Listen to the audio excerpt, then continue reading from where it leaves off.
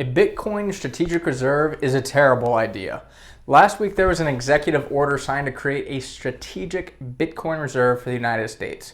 Crypto enthusiasts, well, they were pleased by the action, but also disappointed that the order did not specify a buying schedule or clear strategy to buy more Bitcoin.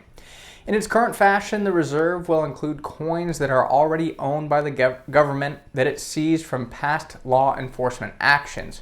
I was kind of surprised by this, but the US currently owns more than 198,000 Bitcoins that are worth about $17 billion.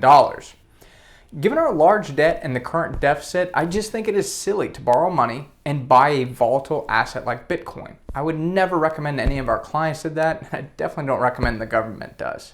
The government ultimately is not here to make investment profits with our taxpayer dollars. If that were the case, why wouldn't they also buy individual stocks? There's some great returns there. Something like the Strategic Petroleum Reserve, well, that makes sense, as that commodity plays such an important part in our day-to-day lives. Bitcoin, well, that has no impact on our day-to-day lives, and I just can't see what their strategic benefit would be outside of shooting for investment gains. We should be focused on paying down debt and reducing deficits rather than trying to generate investment returns, again with taxpayer money. I think even the action of keeping seized Bitcoin is a mistake, as that could be used to reduce debt, and we know that's a problem for our country at this time.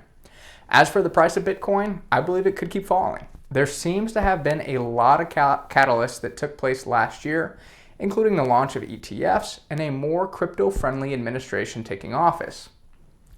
I don't see many new catalysts in the near future, especially the same degree that we saw last year, which could lead to steeper declines in the near future. For me, I don't want any of my dollars or my tax dollars in Bitcoin or any other cryptocurrency for that matter.